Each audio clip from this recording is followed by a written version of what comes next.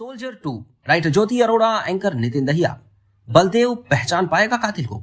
बलदेव और वीरेंद्र की मुलाकात कैसी रहेगी? क्या प्रीति शामिल होगी किसी प्लान में? क्या प्रीति के चक्कर में बचेगी वीरेंद्र की जान? हेलो दोस्तों, मैं नितिन आपका स्वागत करता हूं बॉलीग्रैड स्टूडियोज में। जब कोई बाप अपने बेटे को लहूलुहान देखता है तो उसके दिल पर क्या गुजरती है ये कोई नहीं जान सकता। लेकिन ये सब कहानी बड़े पर्दे पर अच्छी लगी थी और जब विकी यानी कि बॉबी देओल खुद आगे होकर अपने बाप के कातिलों को मारता है।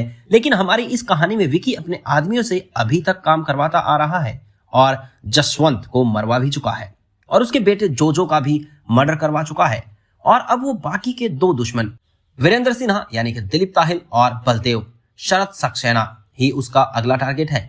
लेकिन अब वीरेंद्र अपने दोस्त बलदेव को मिलने के लिए बुला रहा है। लेकिन ये दोस्ती और उनका मिलना कैसा रहेगा, आइए आगे ही कहानी में इस बारे में बात करते हैं। वीरेंद्र से बात जानने के बाद बलदेव सारी बात अपने भाई विजय मल्होत्रा को बताता है और पूरी बात सुनकर विजय का दिमाग एक ही दिशा में दौड़ता है और उसको प्रताप मल्होत्रा वाली पूरी घटना याद आ जाती है।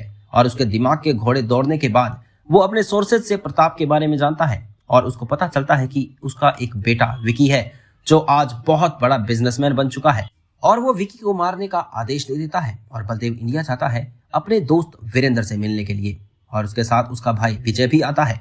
वो तीनों मिलकर पूरी घटना शब्दों में दोहराते हैं और उनको पूरा यकीन है कि ये सब विकी ही करवा रहा है और इसीलिए वो विकी को मरवाना चाहते हैं। उधर प्रीति जब ऑफिस से घर आती है तो बाय चांस सारी बातें सुन लेती है और हैरत में पड़ जाती है कि वो उसी विकी के साथ उसके ऑफिस में काम कर रही है जो धीरे धीरे उसके बाप तक आना चाहता है। लेकिन वो फिर भी एक बार शांत रहती है और अपने अंकल से मिलती है। हेलो बलदेव अंकल, आप इतने सालों बाद इंडिया में, सब ठीक है ना अंकल? प्रीति ने ऐसे सवाल किया मानो जैसे उसे कुछ मालूम ही नहीं। यस प्रीति बेटा, हम इंडिया आए सिर्फ अपने पुराने दोस्त और तुम्हारे पापा के लिए, और फिर तुमसे भी तो मिलना था ना। आखिर हमारी बेटी इतनी बड़ी हो गई है और खूबसूरत भी। बलदेव के भाई विजय ने प्रीति के कंधे पर हाथ रखते हुए कहा। प्रीति ने एक स्माइल दी और वहां से चली गई और बाद में अपने कमरे में बैठकर उसके लैपटॉप पर विकी मल्होत्रा के बारे में पूरी जानकारी हासिल की। और पहले उसने सोचा क्यों ना वो अपने पापा की साइड ले, लेकिन उसके मन में विकी को लेकर जो सॉफ्ट कॉर्नर था वो उसको इग्नोर नहीं कर सकती थी और इसीलिए उसने विकी का साथ देने का सोचा और डायरेक्ट विकी से मिलने का प्लान बनाने लगी।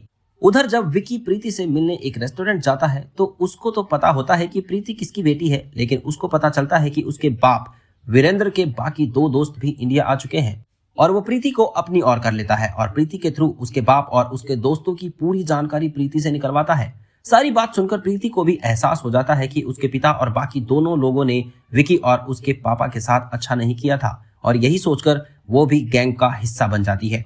कुछ महीने बाद विकी को प्रीति उस जगह ले जाती है जहां उसने वीरेंद्र, बलदेव और विजय की गुप्त जानकारी फाइलों में कैद रखी है। सारी जानकारी मिलने के बाद प्रीति को गले से लगा लेता है और आगे की प्लानिंग के बारे में सोचने लगता है। लेकिन प्रीति पहली बार विकी से कुछ मांगती है और कहती है, विकी, मैंने अपने पापा का नहीं बल्कि तुम्हारा साथ दिया है अभी तक और आगे भी दूंगी, लेकिन मेरे पापा की गलती के लिए मैं तुमसे माफी मांगती हूँ क्योंकि मैं नहीं चाहती कि मेरे सिर से बाप का साया भी उठ जाए, इसलिए प्लीज मेरे पापा को मत मारना विकी, प्लीज। ऐसा कहकर प्रीति रोने लगी तो विकी ने उसको गले लगाया और एक बार प्रीति का मन रखने के लिए वीरेंद्र को कुछ ना करने का वादा किया। इसके बाद क्या होगा ये हम देखेंगे नेक्स्ट वीडियो में। धन्यवाद।